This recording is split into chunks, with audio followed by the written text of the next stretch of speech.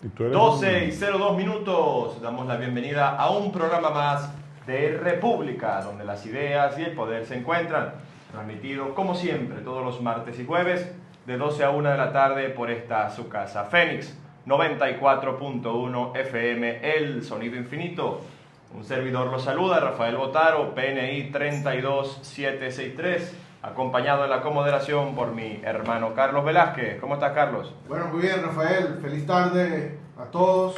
Gracias por compartir una vez más con nosotros acá en República a través del dial de Fénix 94.1 FM. Como siempre, todos trabajando juntos con un inmenso cariño bajo la dirección general del profesor José Arias Vallés. Hoy seguimos con una operadora de turnos, María Eugenia Guzmán. Claro, hoy no va a perder un programa especial, no va a dejar de estar en los controles. Así es, y hoy sobre todo. Claro. Además, bueno, les notificamos que como siempre ya estamos al aire. Pueden seguirnos por la señal Instagram de @CarlosVelázquezPP, @Rafael Botaro 1, y en esta oportunidad especial que Muy bien, vamos contamos además con un invitado especial. Puedes darnos El TikTok, @Freddy Superlano. Estamos desde allá en vivo y bueno, anunciamos en nuestro invitado de hoy, lo decíamos Así el martes es. pasado y le damos la bienvenida. Hoy tenemos un programa especial completo, los 60 minutos atendiendo y escuchando lo que tiene para decirnos nuestro invitado de hoy, gobernador electo de Barinas, buen amigo además de la casa, líder nacional, Freddy Superlano. ¿Cómo está, Freddy? No, bien, contento. Y sobre todo, contento de la invitación, por supuesto, que ustedes me hacen, pero también les hago una confesión. Es la primera vez que estoy en radio desde que salí de la cárcel. Ah, bueno. Y lo digo con mucha satisfacción porque yo hice radio en mi estado de Barinas por muchos años. Tuve un programa que se llamaba La Mejor Barinas. ¿Qué tal? Y en ese programa, bueno, es mucho lo que se aprende allí. Fueron más de 13 años, hasta que nos lo cerraron en el año 2021, Pues después de todos aquellos hechos de ese año y esa elección y todo lo que eso trajo como consecuencia, por así decirlo. Y bueno, hice radio muchas veces en estados donde iba, en el 2022, 2023. 2024 incluso, en plena campaña de Edmundo González. Pero bueno, después de mi experiencia en la cárcel, no había tenido oportunidad de esta que ustedes me están dando hoy, así que me siento complacido de compartir con Freddy, ustedes en este programa que tiene un nombre que me llama mucho la atención, Ajá. poderosamente la atención, República, Sí, señor. porque creo que de eso se trata, ¿no? Lo que corresponde hacer, porque creo que hoy en día es inexistente. Así es, bueno, darte una buena noticia, Freddy. Nosotros aquí, bueno, desde luego, el 28 de julio tuvimos que parar abruptamente actividades en la radio, abruptamente. Ni siquiera tuvimos la oportunidad de justificar la ausencia ante nuestra audiencia. Pero bueno, nosotros después del 3 de enero, inmediatamente Carlos y yo nos pusimos los patines y en este momento, sin temor a decirlo, somos uno de los pocos programas al aire que ha retomado actividades de opinión en Anzoátegui y el mejor. Carlos. Oye, no dejes de recordarle a nuestra audiencia, Rafael, por favor, el número de teléfono para que envíen sus respectivos mensajes de texto. Correctamente, en vivo, 0414-788-7435. Así es, porque ya estamos recibiendo mensajes por en vivo. Desde aquí nos envían saludos a Freddy. Víctor Segovia le envía saludos a Freddy, está ahí conectado con nosotros. Saludos a la gente de TikTok. Y supongo que allá en el TikTok hay miles de personas allí, bueno, interactuando y enviando sus mensajes y sus cariños. Bueno, Sí, Freddy, tenías mucho tiempo sin venir a Anzoátegui, Freddy. Tuvimos la oportunidad y el inmenso gusto de acompañarte el día de ayer en una gira por el Tigre. Y vimos que la gente te recibió con tremenda efusividad, con mucho cariño. Pero cuéntanos cuál ha sido tu perspectiva de la visita que has llevado a cabo acá al estado de Anzoátegui. No, siempre es para nosotros sabroso venir para acá, para el oriente del país, ¿no? Por lo que representan ustedes, ¿no? Como gentilicio también, ¿no? Y con un estado tan pujante como este. El día de ayer en el sur del estado, que para mí pues también tiene un significado importante, el hecho de tener nexos afectivos allí con la gente del Tigre. Tú eres medio suatiguense, Freddy. Bueno, mi esposa, su familia es de acá, ¿no? Mi esposa es nacida en el estado de Barinas, pero su papá de aquí es del Tigre. No, tigrense, yo siempre le digo, no, tú eres tigrero. Él es tigrense, su familia pues es de allí, también tiene familia en Guanipa, donde estuvimos también ayer. Entonces uno siempre que viene para acá, hay nexos afectivos, por supuesto, con la entidad, ¿no? Y todo esto. Pero además de eso, creo que después que tuve la experiencia que nos tocó vivir, te reencuentras con el país. Yo he ido cerca de 9 estados ya desde que salí de la cárcel. No he tenido oportunidad de venir a Oriente desde el año 2023. En el año 2024 yo no estuve en la actividad que se hizo acá, por ejemplo. Y bueno, ya son varios años, así que bueno, eso de reencontrarte con la gente, de ver a la gente que tú aprecias, gente que pasó también por distintas vicisitudes durante el 2024 y el 2025, hasta que pasó lo del 2026. Entonces no deja de ser positivo, además, y sobre todo alentador, en medio de las circunstancias que tenemos todavía, en medio a veces de incertidumbre, en medio de tantas cosas. Yo creo que a mí me gusta siempre pensar en positivo. Yo me considero un militante del optimismo.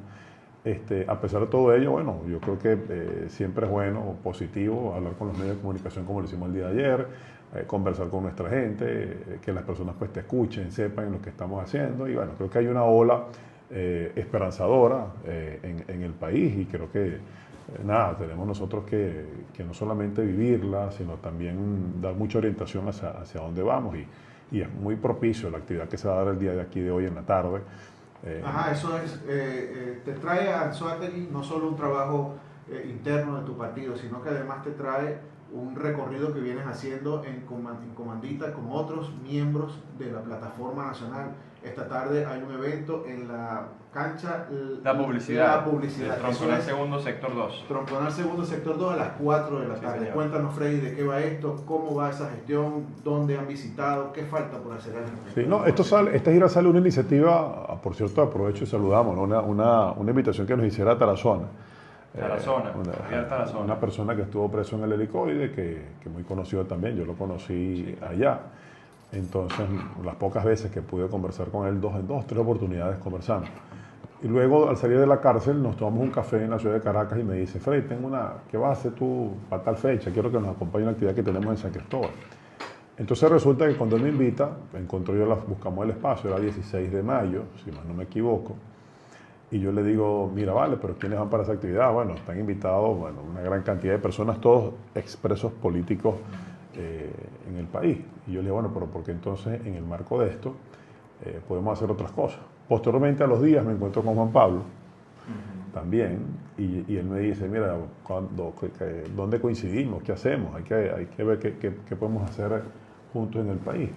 Yo le digo: mira, hay una actividad el 16 en el Táchira donde tengo entendido que tú vas, creo que he entendido que va también Viallo, creo que tengo entendido que va fulano de tal, Perencejo. Entonces, bueno, ¿por qué no hacemos algo en Barinas, algo en Táchira? ¿Por qué no hacemos algo en Yaracuy, algo en el Zulia? ¿Por qué no hacemos algo en Carabobo? ¿Verdad? Y así fuimos sumando fechas y estados hasta que, bueno, ya no solamente son expresos políticos también, nos acompañan personas también como Yalix Saray, que está al frente también de Proyecto Venezuela, y otros actores. Nos acompañó también en el Zulia, por ejemplo, Andrés Velázquez, ¿verdad? Alfredo Ramos. Nos acompaña también, William, que es expreso político también, William Dávila, quien nos acompañó también, nos ha acompañado en todas las ciudades donde hemos estado. Y otros más, ¿no?, que se van incorporando, personas que nos acompañó Luis Isturi también, nos acompañó Jordan, una persona que fue alcalde aquí en el estado Sucre, que lo conocí en el helicoide. En su momento pues también Fernando Feo, que estuvo pues preso también allá, que era alcalde en aquel momento en Tinaquillo. Bueno, tantos otros más. Y bueno, son afectos que tú vas, que te coloca la vida en medio de las circunstancias tan adversas que tuviste que vivir. Y bueno, hoy en día, que ya estamos en esta situación, que todavía compartimos las mismas convicciones, los mismos criterios tenemos al respecto de cómo hacer las cosas, y esta idea que nos envuelve a todos y que nos lleva a hacer este recorrido por el país. Freddy, recientemente hubo una reunión en Panamá entre los líderes de la plataforma unitaria y María Corina Machado. Fue una reunión que dio mucho de qué hablar. Tú nos estás describiendo que estás participando de unas visitas a todo el país en construcción de una unidad y en unidad. Sin embargo, esa reunión, fue muy criticada. Entonces, uno dice, ¿cómo es esto? El país en todo momento exigiendo unidad, pero cuando ven una foto unitaria, entonces a mucha gente le incomoda. Son los retos que todavía implica la construcción de unidad. ¿Cuál es tu visión al respecto? Yo creo que como sociedad estamos muy maltrechos, aún muy heridos. Han sido 27 años de una lucha bastante intensa. Y yo recuerdo que esa rueda de prensa, María decía, mira, nos han mantenido siempre divididos entre la cuarta y la quinta, entre buenos y malos, entre imperialistas y no imperialistas, ¿no? Entre jóvenes y viejos, entre exilio y los que están en el terreno y todo lo demás. Y creo que ella iniciaba parte de esa rueda de prensa que fue muy controversial, que mucha gente atacó la foto, la imagen, sin detenerse a escuchar el contenido. Y entiendo, mira, nosotros tenemos que estar siempre pendientes, sí, de la crítica para poder muchas veces corregir o aclarar. Qué bueno que mucha gente empezó de modo reflexivo, empezó a decir, oye, vale, pero si la crítica es por esto, si estamos en esto, y qué sé yo, lo que tú bien lo decías, muchas veces la crítica permanente sin ni siquiera conocer el propósito. Pero creo que esa gran confianza que tiene María en este momento, quien lidera este proceso, pues también da para que ella, como líder casualmente del país, pues pueda no solamente aclarar, sino también decir, mira, al país de manera transparente cuál es la ruta a seguir, sobre todo en una situación tan compleja y adversa como la que tenemos nosotros el día de hoy. A la semana siguiente se publica el manifiesto de Panamá y algunos empezaron a decir, ok, ya entiendo el porqué de la reunión. Entonces, bueno, tuvo que pasar una semana de ataques, de críticas, y no todas. A veces es una gran minoría, si te pones a analizar, porque la gran mayoría apoya con un like y un comentario positivo. Solamente que no nos gusta cuantificar eso, sino lo negativo. La gran mayoría está conteste de que hay un propósito superior a cualquier aspiración, un propósito superior, cualquier aspiración, por más legítima que sea.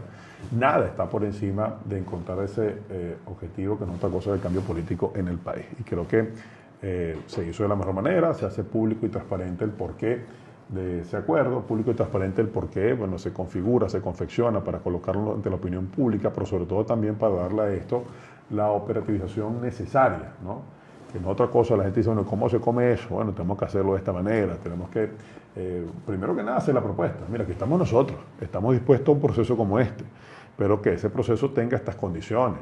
No estamos de acuerdo en ir a una simple y llana conversación que solamente sirva para una foto, para que el modelo gobernante diga, bueno, ya están sentados queriendo reconocernos y todo lo demás. No, estamos sentados porque tenemos que encontrar una solución a esta situación que tenemos nosotros en Venezuela, a esta incertidumbre, a este vacío legal que existe en este momento, de legitimidad que existe en Venezuela, bueno, y cómo podemos nosotros encontrar una ruta para que tengamos reconocimiento entre las partes, pero que también nos pongamos de acuerdo para decir, bueno, entonces si la ruta es electoral, ¿cómo generamos las condiciones? Porque una elección en sí, por hacerla nada más, no resuelve el problema. Tenemos la del pasado 28 de julio. El problema se agravó, se profundizó, ¿no? Se necesitan también instituciones, ¿no? Personas que estén al frente de esas instituciones que le den el respaldo que necesita, ¿no?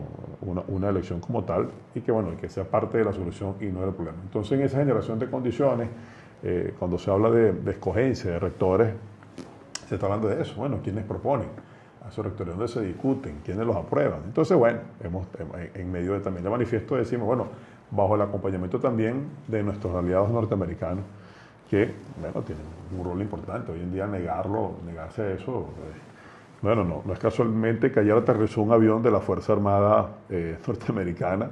Un general. Sí, no es casualidad de que hay reunión constante de ministros y representantes o secretarios, como le llaman ellos, con los ministros que hay acá en el modelo gobernante. O sea, no es casualidad entonces de que exista cada vez observaciones que hace el secretario de Estado Marcos Rubio en relación a la política venezolana o el propio presidente Donald Trump.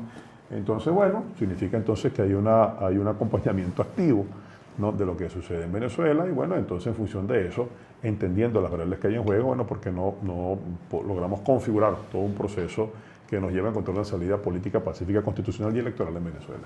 Mira, Freddy, yo no quiero dejar de pasar la oportunidad, tomando en cuenta lo que respondías al inicio ahora, el tema de las críticas. Muy bien, y además estoy de acuerdo contigo. A veces uno tiene que ver las críticas en aras de intentar corregir si hay espacio, ¿no? Pero uno ve últimamente, son pocas las críticas, pero en su grandísima mayoría es insulto.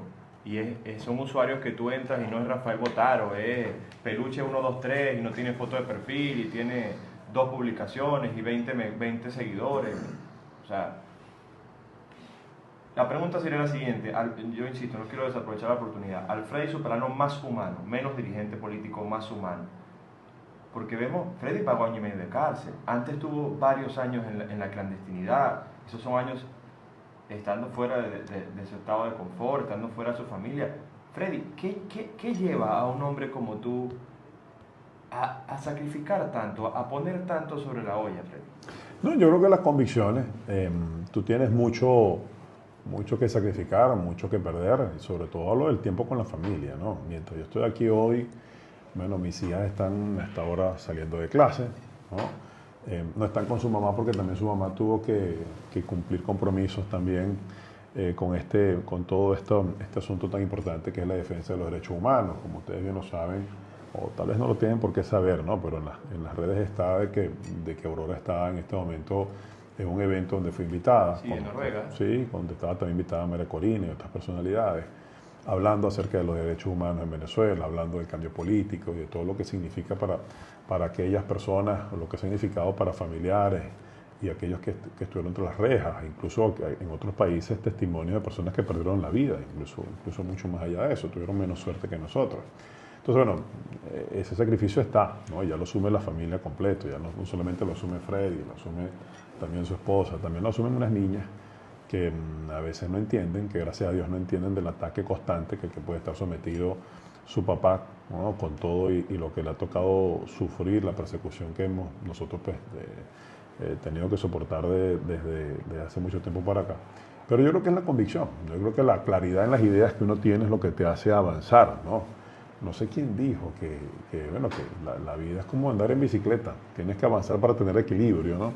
Y eso se trata. Y yo creo que nosotros a esas cosas que pasan todos los días, tenemos que pasarles por encima, es cuando tú sigues insistiendo en lo que te ha llevado a la cárcel. ¿Quién nos llevó a nosotros a la cárcel? Bueno, creer en que el voto. ¿Qué señal? Nada. Tú estabas en Wi-Fi. Bueno, pues no estoy hablando. Pero no sé, ¿tú ves qué dice? Allá están en vivo. Sí, seguimos en vivo. Mira, No se mira, escapa la que dice. esto pasa en Venezuela, mientras estamos Sí, en un programa de radio acá en Fénix 94.1, nos quedamos sin energía eléctrica. Hay gente que me dice, ayer cuando llegué a dormir acá en casa de un primo que no había luz, yo pensé que era solamente pasaba en Barinas, me dijo, no, tenemos más de 6 horas sin energía eléctrica, y eso sucede. No sé ustedes si eso pasa con frecuencia acá en el estado. Todos los días prácticamente. Desde el racionamiento, que son 4 horas para algunos sectores, no ha habido anuncio oficial, algunos sectores sí se les va religiosamente, por ejemplo 12 a 4, etcétera. Ya ellos han entendido a punta de costumbre que se va la luz 4 horas, pero hay otros que no, que son 6 un día, 4 otro y 4 cortes el mismo día, diferentes horas. Ha sido desastroso el tema eléctrico mensual. Nos lo decía ayer también en Guanipa, donde estuvimos ya al final del día, de que los cortes eléctricos son de 6, 8 horas también. O sea que esto pasa en todo el país. Yo que vengo del occidente, también en el estado Zulia, recientemente el fin de semana, me hablan del padecimiento que tienen allá también los ciudadanos por el tema de los cortes de energía eléctrica, ¿no? Y en Oriente pues no se escapa tampoco. Bueno, Freddy, pero a esto hemos tenido lamentablemente que acostumbrarnos y que no sea una excusa. Todavía tenemos una ventana por la cual salir y vale la pena seguir aprovechándote. Así que en ese sentido, tú hacías referencia a lo que ha sido el acompañamiento con respecto al gobierno norteamericano. Ayer, en particular, el secretario Marco Rubio hacía un llamado a prácticamente constituir un nuevo CNE, es decir, que ya el tema de las elecciones en Venezuela ha llegado al nivel que tenían que llegar, al nivel en que hubo una solicitud definitivamente formal por parte de ese gobierno que ha venido acompañando, algunos dicen tutelando el proceso venezolano. Ahora, ¿tú crees que eso definitivamente va a agilizar eso? María Elvira Salazar, la congresista, hacía referencia a que las elecciones tal vez podían llevarnos hasta el año 2028 y bueno, todo el mundo, claro, se asusta con ese tipo de declaraciones. Sin embargo, ¿crees que esta solicitud que hace Marco Rubio pueda agilizar esos tiempos, esos lapsos y en Venezuela podamos estar celebrando elecciones en un corto, mediano plazo? Mira, si yo creo que si alguien tiene conocimiento de la realidad política venezolana es el secretario de Estado para los Estados Unidos, Marco Rubio. Yo creo que él tiene información de lo que sucede en Venezuela. Yo creo que él está muy consciente de que eso de que esperar a que llegue el año 2028 por una elección no es lo más sano para la economía venezolana, para el cambio político en el país, que está tan ansioso de que esto pase. Además, porque también se entiende que parte de esos inversionistas que quieren que venga a Venezuela como un centro, un país de oportunidades, pues también lo ven con preocupación porque no existe en este momento ningún tipo de legitimidad en sus autoridades, ¿no? Tienen temor también de que los desmanes que han ocurrido en el pasado lo perpetraron las personas que todavía están gobernando en este momento en Venezuela. Entonces, ante eso, el mejor pues, café de sin duda alguna, pues una elección. Y yo ahí sí creo que Marcos Rubio tiene razones suficientes para decir, mira, vale, busquemos la escogencia ya, ¿no?, de un Consejo Nacional Electoral para generar las condiciones necesarias para una elección lo más pronto posible. Si hay voluntad política, nosotros tendremos elecciones muy pronto. Si no la hay, entonces, bueno, por supuesto, ahí es donde nos corresponde a nosotros, bueno, explicar, informar, ¿no?, a aquellos que nos acompañan, ¿no?, que no están en el país, que son actores externos, pero que tienen mucho que ver con lo que sucede en la política venezolana sobre lo que acontece en Venezuela. Por eso también este tipo de asambleas, ¿no? Esto tiene un sentido, que es también hablarle al mundo libre, occidentalmente libre, que está hoy en día muy pendiente de lo que sucede en Venezuela. Mira, vale, hay una sociedad, sí, que cree en la estabilidad, en la estabilización, en una sociedad que cree en la recuperación económica, pero que sabe que esa recuperación económica no va a llegar de un todo hasta que ese proceso de transición se concrete en el país. Y creo que eso han sido las palabras tanto en el manifiesto como de la propia María Corina y de todos los actores, ¿no? Y ojalá, yo sé que el secretario de Estado Marco Rubio pues así también lo entiende y por eso sus declaraciones el día de ayer creo que las hizo antes de ayer. Sí, y en relación a si este es el mejor café de Anzoátegui. Sí, señor. Bueno, pero el mejor café ¿Bariné? del país se produce en Altamira y Caldera, allá en el estado de Barinas, por cierto. Ah, Vaya para allá, los invito. bueno, vamos a tener que hacer una competencia. Así Este es. café de Mundo Nuevo, Mundo parroquia Nuevo. Mundo Ah, sí. Nuevo de municipio Freite. Muy allá bueno. a los pies del Turimiquire. Muy bueno el café, muy bueno, el mejor de Anzoátegui, y por allá tenemos el mejor del mundo. Ah, ok, no peligro. Mira, Freddy, una pregunta interesante. Bueno, qué complejo, ¿no? Seguimos aquí en vivo, ¿no? En los embates. Mira, que se vaya la luz, la energía eléctrica, pero no se vayan las ideas, ¿no? Sobre todo, eso es que es lo que nos mueve al final del día, de estar acá en medio de estas circunstancias y que, bueno, que la gente entienda, mira, esto es lo que se padece a diario, ¿no? Y más allá de que estos cortes existan, creo y entiendo por lo que escucho que también está lloviendo. Sí, en este momento, ojalá esta sea una nube pasajera y en la hora de la tarde pues podamos tener nuestra actividad sin contratiempos de tema climatológico, por lo menos. Freddy, una pregunta muy importante, pero extremadamente importante. Como dicen ahora, respuesta de una palabra. ¿Qué prefiere, la carne en vara o el pastel de chucho? No, chamo, la carne en vara, Oye, definitivamente. No, yo he comido pastel de chucho, me gusta bastante. Hay un amigo mío en Cumaná, por cierto, que cada vez que voy para allá lo prepara con frecuencia. Saludamos a Juancito Rodríguez, allá en Cumaná. Hay una persona allá que cada vez que voy, aquí está el pastel de chucho, y de verdad que me gusta bastante.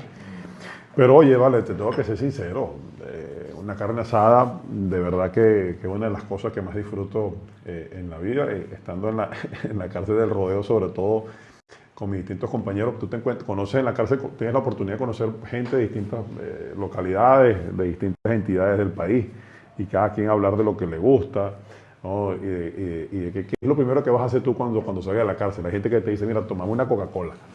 Claro. Otros te dirán, bueno, tal cosa, bueno, quiero tomar el café de mi mamá. Nosotros siempre terminamos diciendo, oye, vale, pero qué bueno sería una carne asada de tales características. A algunos les gustan, bueno, jugosita, los términos. Pero bueno, pero por supuesto que ustedes tienen un estado que tiene la mesa de UNIP donde estuvimos ayer y todo el tema energético también que ustedes pues conocen también. Así que ustedes están, ¿cómo es? Bendecidos, si se quiere, por las condiciones, las características que tiene su entidad. Freddy, el día de ayer se produjo la rueda de prensa que ya conocemos por parte de Marco Rubio. Rueda de prensa no, fue una exposición frente al Congreso. Senado, ¿no? Frente al Senado, sí. Rafael y yo nos vamos y hablamos otras vainas y tú nos traes otra vez a tierra. Mira, hablamos otra vez de la vaina, ¿no? Ya, nosotros hablamos de comida, hermano. Hablamos de café, hablamos de comida, pero qué bueno que alguien nos tire que habla tierra. Mira, vale, hablemos de lo que dijo Marco Rubio. Este país tiene un interés. Salgamos de trabajo. Y tú tienes que ayudar a que la gente se vaya de alguna forma lo más clara posible en medio de un clima bastante complejo. Marco Rubio entonces ayer se refería al tema del CNE, pero también se refirió al tema de los medios de comunicación y de la posibilidad de que los venezolanos volvamos a contar con, bueno, el derecho humano de poder expresar libremente nuestras ideas.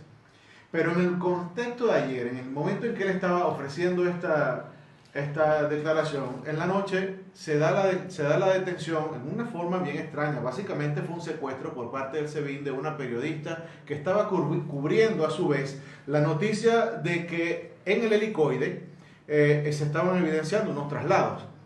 Ahora, el día anterior, hace un par de días, el mismo Marco Rubio declara que el helicoide estaba cerrado. Y prácticamente el país entero tuvo que salir a desmentirlo, decir, no, un momentico, en el helicoide todavía hay presos políticos detenidos, secuestrados allí. Bueno, el gobierno ayer decidió realizar unos traslados en los cuales, oye, es dramático el tema de que se saque a una persona del estado de privación donde se encuentre, se le monte un autobús, no se le notifique hacia dónde se le conduce, en horas de la noche, el desespero de la familia. Bueno, Freddy, tú pasaste infortunadamente por esto, fuiste huésped de allí, del helicoide, y fuiste igualmente trasladado, y supongo que fuiste trasladado en iguales condiciones, sin saber a dónde te llevaban. Oye, ¿cuál es la perspectiva de un preso que viene, que recobra su libertad de esa manera, y ahora lo ve como un espectador, pero de alguna forma, bueno, continúa uno viviendo esto, ¿no? Yo creo que uno nunca, el que ha estado en la cárcel, y en esta cárcel tan emblemática, ¿Y entonces qué bueno, esto parece un arbolito, ¿no? La luz va y viene. Nunca deja de salir de allí de un todo, ¿no? Porque quedan allí personas que tú conoces, personas a quienes tuviste algo cariño o afecto, pues conociste también sus padecimientos. ¿Sabes lo que allí sucede? En el año 2023, en un debate a propósito de aquellas elecciones primarias en la Universidad Católica Andrés Bello, yo dije, en una de las preguntas que se hizo, mira, yo cerraría el helicoide, pero no lo cerraría ni lo convertiría en lo que ellos quieren hacer, ¿no? No sé si es un centro comercial, no sé si es un espacio para fiestas, ¿verdad que lo desconozco? Bueno, lo utilizaron, Freddy, para poner un equipo profesional de baloncesto arriba. Sí, al final y del abajo, día... tortura, es una cuestión grotesca. Sí, pero al final sí, muy bizarra, pero aquel entonces yo hablaba, bueno, de que convertir esto en parte de la memoria histórica del venezolano, de todo un país, de que lo que allí sucedió pues jamás vuelva a repetirse. Ayer, fue viral eso, Freddy, fue viral. Sí, ayer cuando te enterabas de esta noticia, tú dices, bueno, no es solamente que lo cierres y Marco Rubio no sabía, es que todavía hay presos políticos. Creo que el principal tema allí, Carlos, no es que le mientan a Marcos Rubio que iban a cerrar este centro de tortura reconocido y conocido en todo el mundo, sino es que todavía hay presos políticos. Es que cada vez que hay una crisis de opinión pública en Venezuela, como cuando pasó con la muerte de Víctor Hugo, cuando pasó con la muerte de la señora Carmen, entonces salen estos señores y dicen, mañana o en los próximos días vamos a liberar 300 presos, y vuelven a mentir. Desde que hicieron ese anuncio hasta la fecha, no van ni siquiera 100 presos liberados, ¿no? Y es que bueno, es que todavía sigue existiendo en Venezuela presos políticos civiles y militares, hay que reconocerlo allí, que por motivaciones políticas se encuentran entre las rejas. Entonces, esto que tú mencionas de la periodista que por algunas horas estuvo detenida, bueno, yo la conocí en el rodeo, por cierto. Yo salgo, me dan libertad, la amnistía un día viernes. Un día sábado estoy en la iglesia de mi estado, en la Catedral de Barinas, ¿no? De la Virgen del Pilar. El día domingo estoy en la Virgen de Coromoto pagando promesa. Y el día lunes yo estaba en el rodeo. Entonces sentía que era mi compromiso. ¿Ya? Yo no fui a hacer otra cosa sino ir para allá. Hablar con las madres, con las hermanas, con las esposas de muchos que están presos allí. Recuerdan aquella experiencia que ellos subías como una parte en una montaña en horas de la noche y los presos del rodeo pues gritaban la manera de comunicarse. Y bueno, y me dijeron cosas, mire, Mazuco está preso, Angelo Heredia sigue aquí herido y malo de la pierna, Angelo Heredia es un capitán del ejército que está allí en la cárcel, a quien conocí, y tantas otras personas más que tienen enfermedades terminales. Entonces, dentro del manifiesto que hablábamos anteriormente, dentro de los 8 pasos que planteó la plataforma, está la liberación de los presos políticos. Entonces, un proceso político en Venezuela, cuando se habla de reconciliación, de reencuentro, bueno, es muy difícil hablar de esto si antes no colocas a la gente en libertad. Es muy difícil hablar de esto si no todos pueden regresar, ¿no? Y hay gente que empieza a hacerlo. Entonces creo que sigue siendo para nosotros elemento fundamental en toda esta ecuación que queremos nosotros resolver, ¿no? En Venezuela, los presos políticos. Y si queremos hablar de la liberación de presos políticos, bueno, tienes que también hablar entonces de que los medios de comunicación puedan hacer esto que estamos haciendo nosotros el día de hoy. Bueno, se nos fue la luz, pues. No podemos hacerlo pues, en la señal abierta, en las frecuencias hertzianas, ¿no? de la radio. Está grabado y quedará publicado respectivamente en todos los medios que correspondan. Pero ojalá los medios de comunicación pues, puedan desarrollar ya a plenitud, como lo hace esta emisora, como lo han hecho otros canales, donde yo por lo menos tuve la oportunidad de estar en un canal de señal abierta, en Venevisión, por así decirlo. Ojalá puedan ser todos, ¿no? Y ojalá todas las radios pues también lo hagan. El día de ayer tuvimos una cobertura bastante importante de los medios de comunicación también, en el sur del estado. Bueno, y forma parte de ese proceso que tiene que irse dando en Venezuela, donde el medio no se autocensure, donde el periodista, ¿verdad?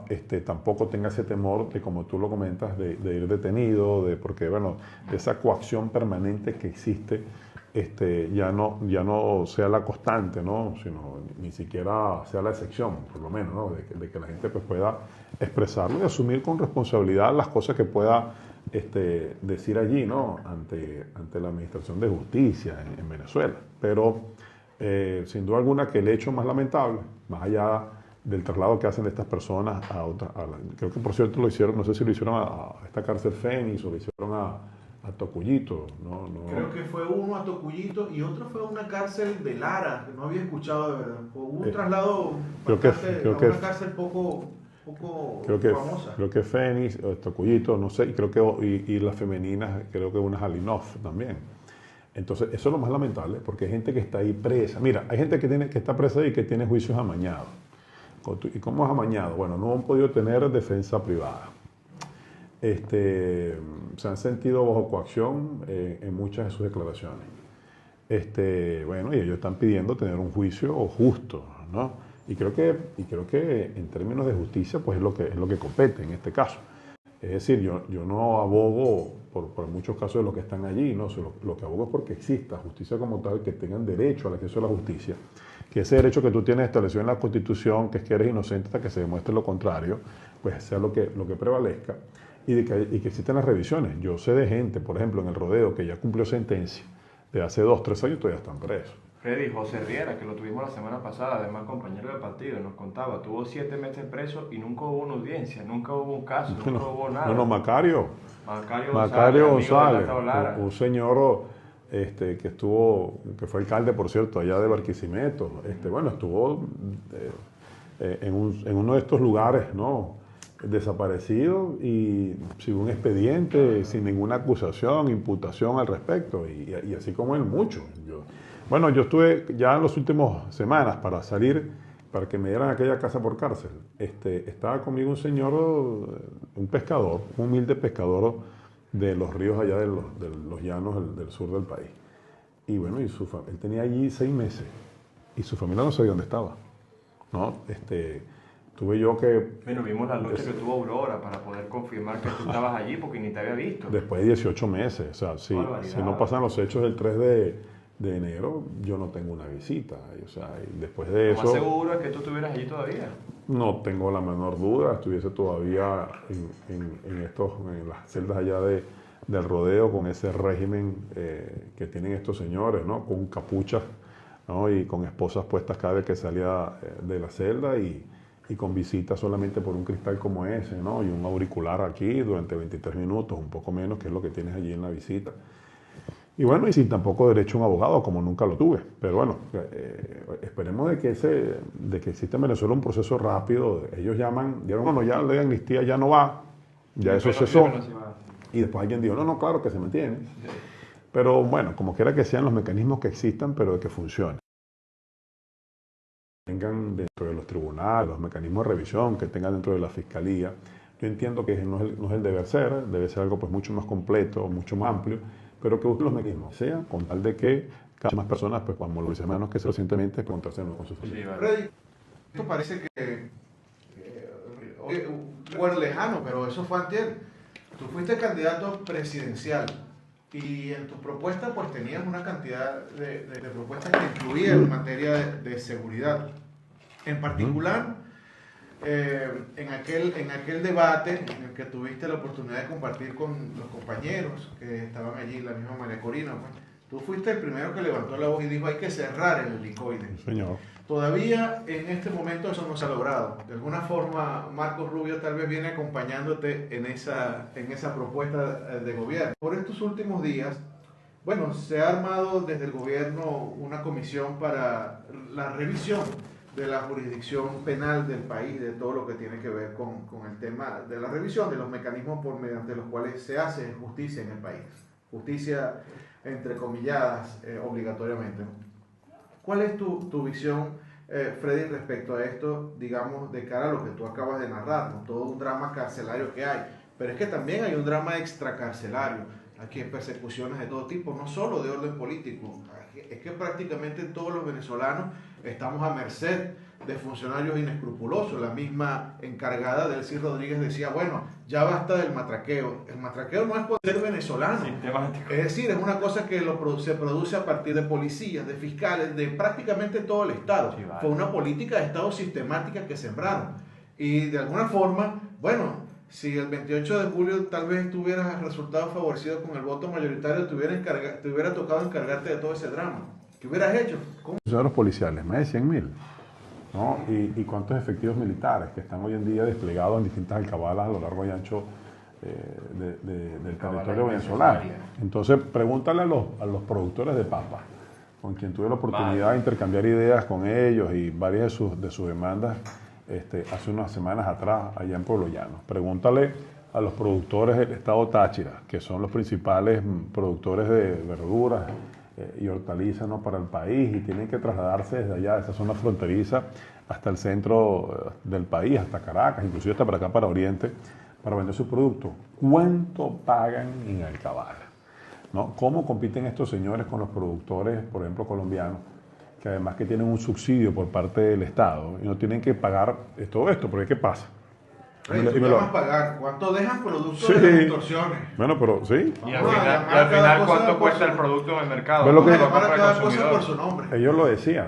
Por ejemplo, en la estructura de costo tienes que incluir, bueno, ¿cuántas alcabalas hay de Caracas hasta Barcelona? 18. Desde La Grita hasta Barcelona, ¿cuántas hay? Suman las que hay desde La Grita a Caracas más las 18 que hay acá. Yo no sé, 50 alcabalas. 70. Un cuarto de camión.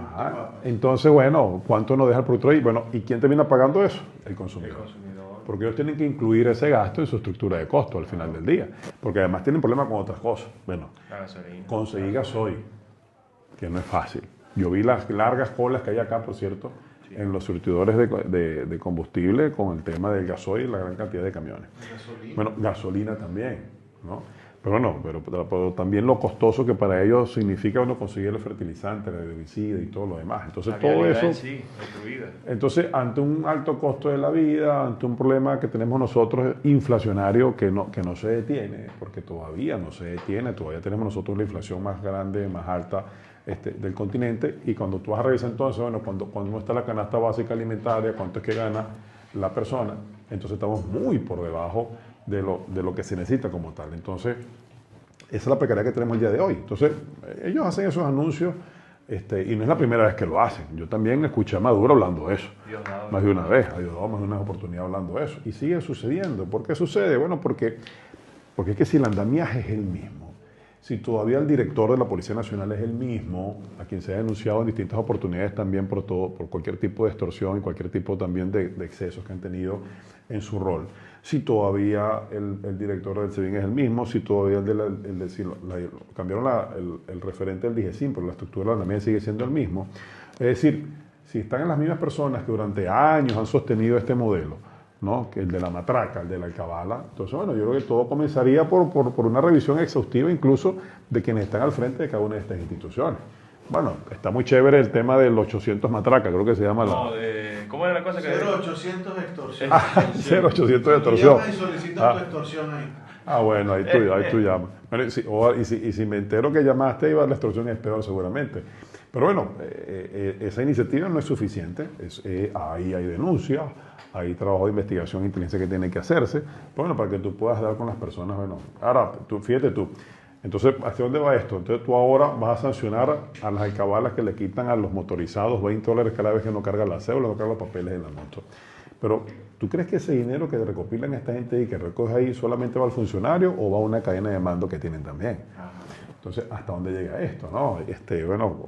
¿Cuánto hay personas, funcionarios que pagan por una plaza, por estar en una alcabala determinada, qué sé yo, tanto de la policía como de la Guardia Nacional? Bueno, estamos viendo, Freddy, disculpa que te interrumpa porque es importante y tiene que ver con Anzoátegui, que es la empresa petrolera. Se ha quejado la empresa, la gran empresa petrolera americana, que está llamada ahora a incorporarse a reconstruir el aparato productivo petrolero del país, de Anzoátegui, de entre otras cosas, bueno, condiciones, tema eléctrico, el tema de seguridad. Y está más que yo tuve la oportunidad de confirmarlo en primera persona en el sur del estado, que estuvimos por allá muy cerca. Los consejos comunales y las comunas es una mafia con el tema de darle del empleo a la empresa petrolera. Y mafia porque, bueno, controla el listado que se le va a entregar a la empresa petrolera que va a emplear, pero también porque al empleado, al obrero le quita parte de su salario. Sí, eso es muy alarmante. ¿Qué podemos hacer allí, Freddy, con respecto a eso? Mira, yo creo que todas esas cosas hay que visibilizarlas, ¿no? Nosotros no tenemos el poder del Estado para esto, ni tampoco la confianza también en las personas que están allí al frente. Yo creo que estas cosas hay que visibilizarlas porque al final del día terminan afectando al eslabón más débil, ¿no? Que es al trabajador. En este caso, como lo que mencionamos anteriormente, termina afectando pues, al consumidor. En este caso, al propio trabajador como tal. Y ojalá en este refrescamiento, por así decirlo, que quieren hacer el modelo gobernante en Venezuela, el rebranding que quieren hacer de su imagen. Ojalá, seguramente a lo mejor tendrán 2, 3 chivitos expiatorios con quien decir que están haciendo cosas, pero bueno, que ojalá pasen, porque yo creo que tiene que existir, por supuesto, responsabilidades, ¿no? A quienes tienen, pues, valga allí la acotación, ¿no? De la responsabilidad, ¿no? de hacer este tipo de acciones que van contra la ley, ¿no? Y que terminan perjudicando a las personas que están en necesidad de un trabajo como este. Fíjate tú que no sé cuánto puedan ganar, que tú no sabes si es suficiente para sostener a su familia, pero bueno, pues es un paliativo que tienen allí y que aparte de eso pues tengas que pagar una cuota, tengas que pagar una vacuna como tal. Bueno, no deja de ser sin duda alguna una acción muy vil, ¿no? Que se hace contra personas humildes en este caso. Freddy, uno avanza a una conversación como esta que hemos tenido en este programa hoy y es evidente que todavía hay problemas muy graves dentro de Venezuela.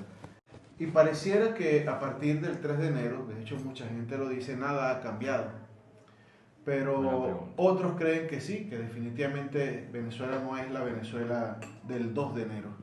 ¿Cuál es al respecto la visión de Freddy Superlano? ¿Qué tiene que decirle Freddy Superlano a esos venezolanos que están, digamos, en las antípodas en esta visión?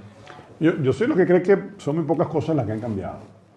Ha existido como una especie de barnizaje, ¿no? Por así decirlo, ¿no? El hecho de que liberaron unos presos, tal vez los más emblemáticos, los más conocidos, no los más emblemáticos, los más conocidos. Y bueno, y algún tipo de concesiones, un canal de televisión que se atrevió entonces a hacer, a opinar un poco más y abrir un poquito más sus espacios, dejar entrar algunos dirigentes políticos que estaban en el exilio. Entonces son cosas ahí, pero todavía el problema de fondo está. El problema de fondo que es que el andamiaje represivo se mantiene, como te lo acabo de mencionar. El problema de fondo está que el control de las instituciones, el aparato de justicia todavía se sostiene, ¿verdad? El problema de fondo todavía está los rectores del Consejo Nacional Electoral que cometieron aquel fraude histórico en el año 2024 todavía se sostienen. Y los mismos magistrados que votaron, ¿no? Por ese adefesio, por así decirlo, de esa decisión de ratificar lo que había dicho el Consejo Nacional Electoral, ¿verdad? Pues todavía están. Entonces, es necesario para que las cosas parezcan distintas. No solamente colocar en el helicoide un centro comercial o colocar una cancha para que una selección de baloncesto juegue, sino que tienes que tener estos cambios reales que no son cosméticos, sino que son de fondo, para poder entonces ir generando las condiciones para un cambio real como tal. Tú me dices a mí, bueno, Freddy, pero es la cuota inicial, vamos en la dirección correcta. Yo creo que le falta mucho para hacer la cuota inicial. Muy bien, ok. Porque todavía estamos muy distantes, como te lo decía anteriormente, todavía hay presos políticos.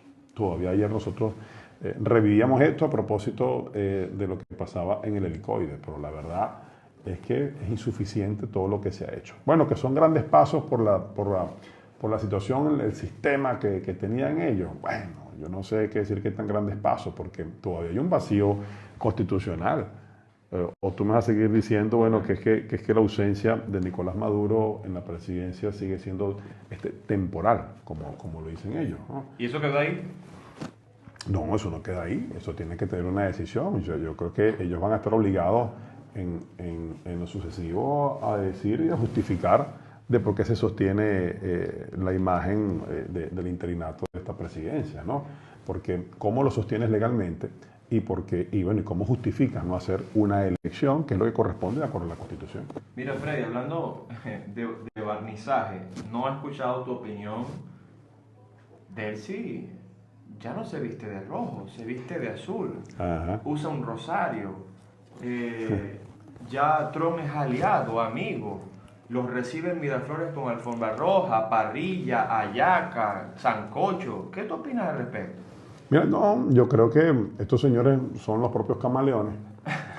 Son capaces de colocarse el color, ¿verdad?, y la indumentaria que sea necesaria con tal de sostenerse en el poder. Eso nos tiene a nosotros que mandar un mensaje para darle la lectura correcta a esto que estamos viviendo.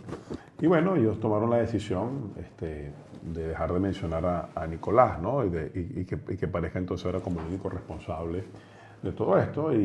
Pero yo creo que la gente no es tonta. Yo sí siento que la gente está muy clara, ¿no? De tener claridad meridiana en cuanto a dónde está la responsabilidad de todo este proceso que ha habido el pueblo venezolano durante ya más de 27 años, ¿no? Y lo que llevan ellos gobernando en este momento. Entonces, podrán vestirse de azul, podrán vestirse de blanco, que lo hacen, podrán ir a la iglesia ahora, ya no hablar de los sacerdotes como lo hacían antes, ¿no? ¿Cómo criticaron al Papa, ¿vale? Sí, se les olvidará aquellas consignas de dudar es traición, las otras consignas como de que, no sé qué tantas otras, ¿no?, que tenían, ¿no? Vamos a ver. Yo no he escuchado más ninguna, por cierto. No, por eso que se nos olvida. Sí, no, hashtag dudar es traición, hashtag no sé qué cosa. En la cárcel nos la repetían mucho. Bueno, ya eso no está. Ya ellos entienden que es una realidad. Y eso es la lectura que uno tiene que darle. Ellos entienden que tienen una realidad al frente y que tienen que adaptarse a ello. Y siempre prevalece aquel que se adapta más rápido. Y es por eso que nosotros tenemos que leer correctamente el momento que estamos viviendo en Venezuela, ¿verdad? Y es por eso. Y ahí volvemos al punto de inicio de nuestra conversación. Entender la realidad que tenemos en este momento, adaptarnos rápidamente en función de conquistar ese cambio político, que es una deuda que tenemos con el pueblo venezolano. No solamente nosotros no es que no la hemos querido empujar, sino todo lo contrario, sino que no se ha podido conquistar porque porque producto de la fuerza, ¿no?, de las bayonetas que han sostenido este modelo, que es la verdad, ¿no?, al final del día, y de todo lo que nos ha costado, cárcel, exilio, muerte. Pero siento que es una oportunidad que tenemos nosotros que procesarla bien, ¿verdad? Aprovechar el acompañamiento de estos señores que antes eran el imperio, pero que ahora son aliados, según la misma gente del modelo gobernante. Y nosotros, bueno, esa pequeña espacio, ¿no?, esa pequeña fisura que está allí, aprovechar porque es una entrada de luz, ¿no?, y que queremos que se abra, ¿no?, y que pueda convertirse en un gran camino por recorrer y de una vez por todas la democracia en Venezuela. Mira, Fred, yo no quiero perder la oportunidad para preguntarte, que hables un poco sobre algo que no hemos tratado en la entrevista, que es el tema de la unidad. Yo tuve la oportunidad luego de esa foto en Panamá, más de un comentario decía, oye, qué bueno, en esa gráfica muchos tienen cosas que aportar. Y a veces las cosas se olvidan, pero este caballero que yo tengo a mi derecha dio hace unos años un ejemplo de unidad en su estado. Eso el ejemplo de Barinas, corrió mucho, fue muy significativo, al menos en estos rincones de Anzoátegui. ¿Qué opinión puedes darnos al respecto que Freddy pueda aportar esa enseñanza que ya puso en práctica, que ya fue exitosa en Barinas, sobre el desprendimiento y la unidad?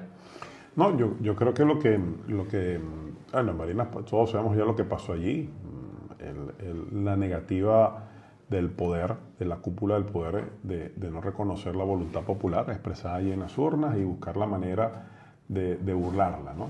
Sin embargo, nosotros insistimos hasta que conseguimos conquistarnos este espacio. Y creo que María ha dado también grandes ejemplos acerca de eso, ¿no? Muestras acerca de ello. O sea, no olvidemos que quien gana las primarias pero no puede ser candidato. No olvidemos que propone a Corina Lloris.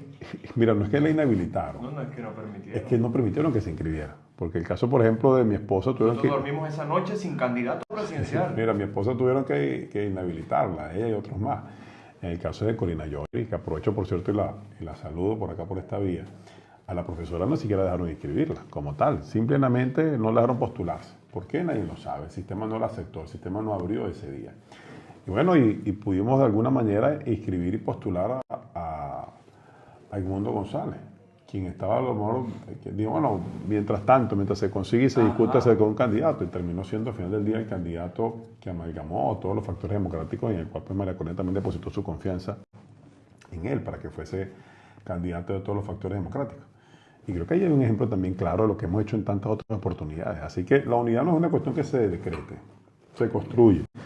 Y se construye con hechos, como lo hemos hecho nosotros en el pasado y como lo estamos haciendo ahora.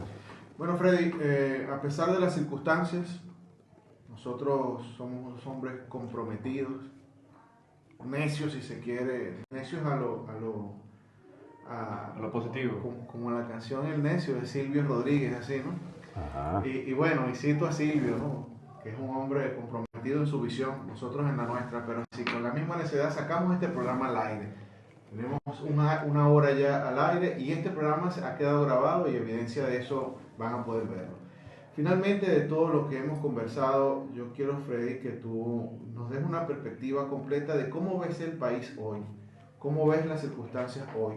El gobierno americano que ha venido acompañándonos en este proceso se plantea un proceso de 3 fases para la resolución completa del conflicto venezolano. ¿En qué fase nos ves en este momento identificados? ¿Tú sientes que el país ya está listo para esas fases? O como decía Marcos Rubio, hay que tener todo alineado y listo para que eso pueda concretarse.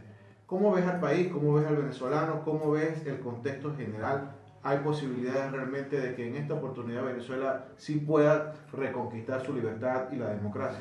No, yo veo, tal vez soy muy optimista porque es que hasta hace unos meses yo estaba en la cárcel. Y entonces ahora puede ser que todo lo vea un poco o con más claridad, o tal vez estoy, bueno, simplemente emocionado por el poder desplazarme, por poder transitar, ¿no?, en el país. Pero yo sí veo una gran oportunidad para que entre el cambio de una vez por todo al país. La veo porque tenemos unos aliados muy importantes, ¿no?, que están muy al pendiente de lo que sucede en Venezuela, porque la plataforma unitaria y demás factores democráticos han entendido lo importante que significa llevar este proceso con buen pie, porque tenemos además un liderazgo que entiende el país, que no solamente entiende su responsabilidad, sino que la asume como tal, que es María Corina, que tiene la capacidad de entender la realidad política venezolana más allá, inclusive muchas veces de la opinión pública, sino que entiende que hay un propósito superior por encima de cualquier situación genérica que se presente o doméstica que se presente,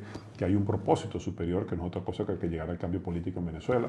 Y creo que esos elementos son fundamentales para conquistar ese espacio y llenarnos de paciencia, pero eso no significa quedarnos inertes, significa entonces buscar precisamente al venezolano, al ciudadano. Nos llena a nosotros de satisfacción hacer lo que nos gusta hacer, por lo que hemos trabajado tanto. Y por supuesto sí, hay temores, hay dudas, puede haber discusiones, en algún momento pues visiones distintas, pero hemos buscado la manera de encontrar un camino que nos unifique en su gran mayoría, ¿verdad? Y que ese espacio, ¿no?, que esa dirección pues tenga unificación de mando, y creo que lo que hemos hecho últimamente pues de bajo, ¿no? Lo hacemos ante la óptica y nos corresponde y ojalá esta propuesta al final de ya iniciar un proceso amplio, abierto, de cómo debe ser la transición en Venezuela, cosa que no está pasando el día de hoy todavía. Freddy, ¿tú eres beisbolero? Sí, vale. Bueno, no tengo tiempo. No es fecha, pero tenemos pendiente invitarte a un juego de Caribe. Ah, carajo, Caribe es que estuvo en la final del pasado, Sí, entiendo. señor. Freddy no sabe de béisbol, ¿vale? Freddy es goleador. Vale. De pelea de gallo.